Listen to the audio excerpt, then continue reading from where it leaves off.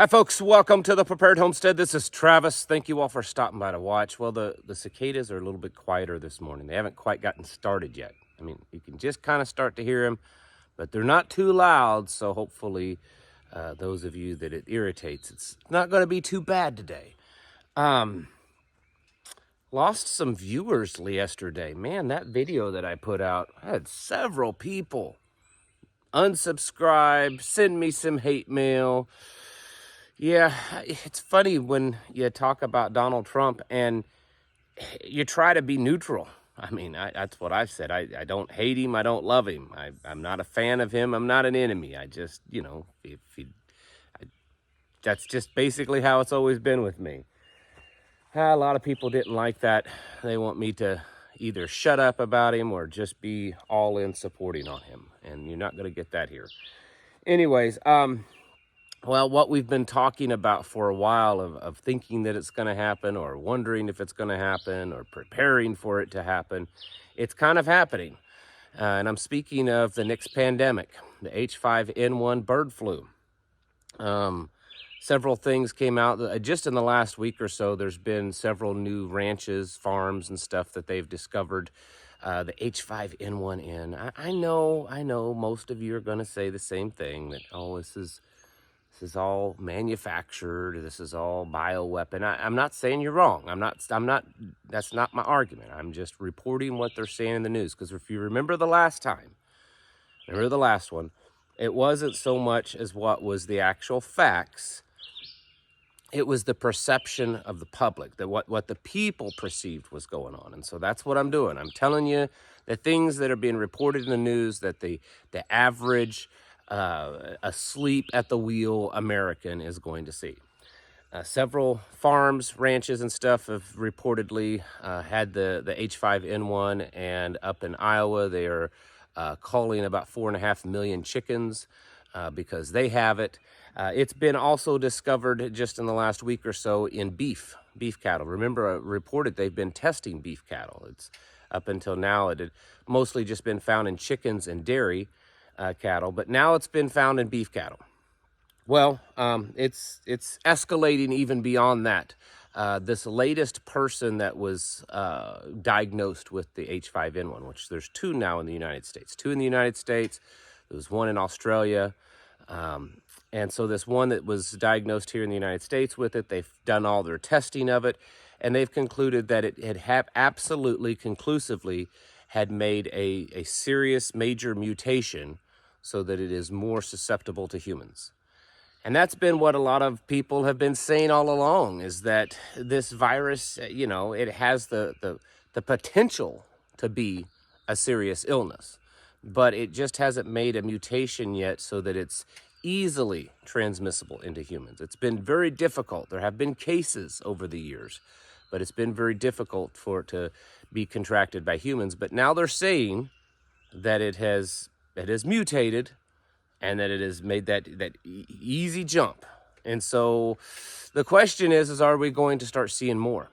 Are we going to start seeing a point where it just starts snowballing and there's reports all the time? I don't know. I can tell you this, that this one is getting a lot of airtime in the news. There's a lot of talk about it online.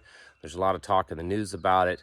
The United States and the European Union are both considering a vaccine mandate for ranch workers, for like dairy farmers and chicken, farms and stuff like that, the workers at those farms. So they're already talking about that. They're already producing that. Now, for those of you that don't know, H5N1 has been around for a long time. And there already is a sort of pokey poke for it, okay? So it's not going to go down the same path as the last one. It's not a novel virus. That was the whole COVID thing. Oh, it's this new thing that just came out of nowhere.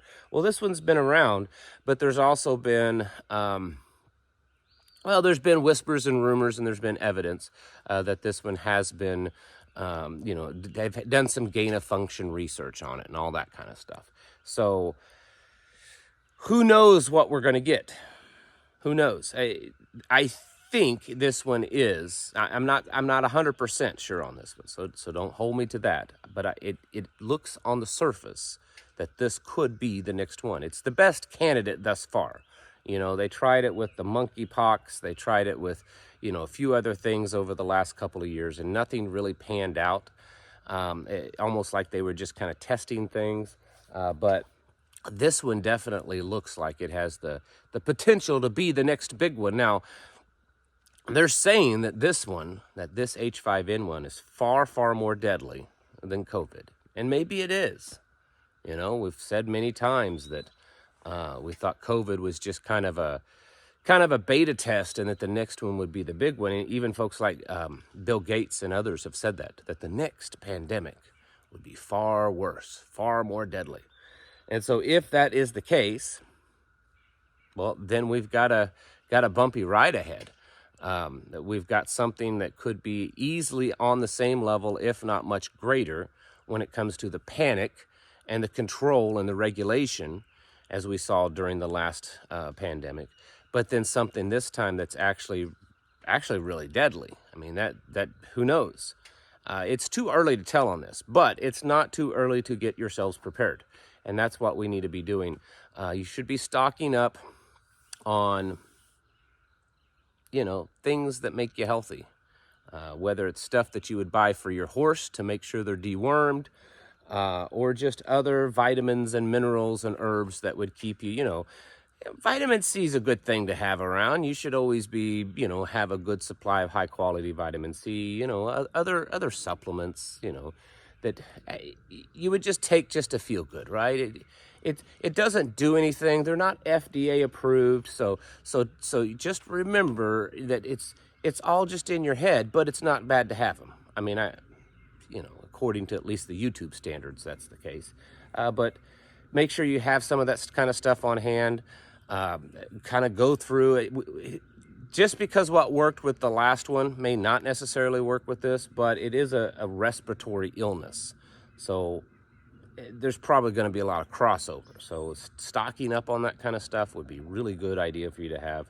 And then just working on making sure you're as healthy as possible. You know, some of you dealt with the last round of pandemic and did get ill, and maybe you're still not over it. I've talked to so many people that they're over it, but they just feel so much weaker. They just don't feel the same. I would encourage you to do the best you can to increase your health, lose some weight. Weight's always a bad thing when it comes to respiratory illnesses. And then just come up with your plan. I mean, you've experienced this before, so think of how bad that is and anticipate things being worse. And how are you going to exist in life? How are you going to go out and go do your shopping and other things if this one isn't just as bad or worse, but the restrictions are much worse? They could be. I could easily see I mean, I was talking to someone the other day about the pandemic, the COVID. And I said, you know, the thing that really shocked me the most, even though I always thought that this would happen, it shocked me that it happened so quickly, that the American people just caved in. You know, for the most part. I know many of you didn't, but I'm saying in large part, the American people just caved in, and they masked up, and they socially distanced themselves, and they stopped working, and they did everything that they were told to do, even more. You know, they were just like in this panic. And in the end, you know, we didn't see anywhere near of the damage that was told it was going to happen. Imagine what those same people will do when there really is a 20% mortality rate, you know, 25% or something like that, even 10 or 15%. Can you imagine what people do when it's kind of like the past one, but much, much worse? That's the kind of panic that we got to get ready for, because that kind of panic will then lead the government. They're like, hey, it's working. They're terrified this time. We got to jump in and like use all of our power to lock things down and to throw away the key, basically. And so that's really what we need to be getting ready for. Yes, you need to get ready for your personal health, the possibility of getting this thing. But in the end, I think we really need to be getting ready for the long-term effects of how people will react to it, and the fact that it will most likely open the doorway even further to economic collapse and several other big government takeovers. I know that's a doom and gloom message, isn't it? But we've lived through it before, and I think this time it will be worse. But it definitely, living through this before, gives us the experience. We know what to do, we know what to be looking for, and we need to be getting ready for that, because this one looks like it could be the big deal. So be getting yourselves prepared for that. And because it with the election coming up, it couple more months and it could be kind of full force. So we may not have a lot of time left before this thing really gets going. Who knows? The last one kind of snuck up and got a lot of people. So I would certainly be getting yourselves ready for this. Folks, it's time to get your houses in order and prepare yourselves mentally, physically, and spiritually. Thanks for watching, and I'll catch you in the next video.